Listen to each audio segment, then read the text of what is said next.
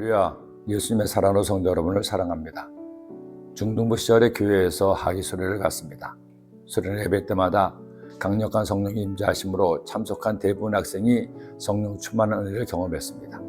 수련의 마지막 날 밤 성령 대망회 때 한 학생이 대표 기도를 하는데 그 학생 역시 어찌나 은혜를 많이 받았는지 자매는데도 걸걸한 목소리로 외치듯 기도하다가 어느 순간에 갑자기 방언으로 기도를 하기 시작했습니다. 예배 중 대표 기도를 하는데 방언으로 기도를 하니 아무도 그 뜻을 알아듣지를 못했습니다. 혼자 그렇게 방언으로 기도하다가 어느 순간에 혼자서 아멘하고 기도를 끝냈습니다. 갑자기 예배 분위기가 싸늘해지는데 모두가 헐 이게 뭐지 하는 것 같았습니다. 다시 말씀에 집중하기 위해서 강사 목사님은 더 많은 수고를 하셔야 했습니다. 예배 후 친구들과 갑론을박이 있었습니다. 방언 기도는 성령님이 하게 하는 거니 대표 기도라도 해도 된다. 대표 기도했는데 혼자만 알아듣는 기도를 하면 안 되느냐 해서는 안 된다. 의견이 분분했지만 아직 성경의 지식이 전무하던 당시로서는 누구의 주장이 옳은지 가늠할 수 없었습니다. 오랜 시간이 지난 후 오늘 말씀을 보고 나서야 비로소 무엇이 바른 것임을 알게 되었습니다. 그런데 교회는 성령의 강력한 역사가 나타났습니다. 또한 열심히 있는 성도들이 많았기에 성령께서 그들에게 교회를 섬길 각자 은사를 주시기도 했습니다. 그런데 예배 시에 성도들 중 예언의 은사, 방언 은사를 받은 이들이 예언도 하고 방언을 하는 것이 교회 안에 논쟁거리가 된 것입니다. 예언의 은사를 받은 분은 예언은 해도 되지만 방언은 좀 아니라는 것이고, 방언 은사를 받은 분은 방언하는 것이 모든 문제가 있느냐는 것이었습니다.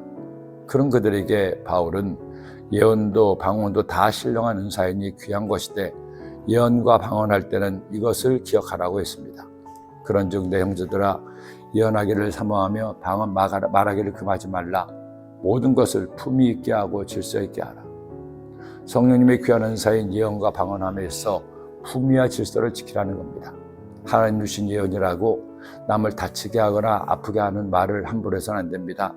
또한 방언은 개인의 덕을 세우고 믿음을 굳건하게 하는 은사이니 개인이 기도할 때는 것은 문제가 없지만 다른 이들이 있을 때 방언할 때는 방언 통역을 함께 하라고 권하는 겁니다. 그러면서 그는 이처럼 방언에 대해 고백합니다. 내가 너희 모든 사람보다 방언을 더 말함으로 하나님께 감사하노라. 순복음의 성도들은 방언의 은사를 받아야 됩니다. 더 깊이 하나님께 기도하고 성령 은혜를 경험하도록 방언의 은사를 받아 기도할 때 우리 영성은 더 깊어질 겁니다. 예언의 은사를 받은 분이 있나요?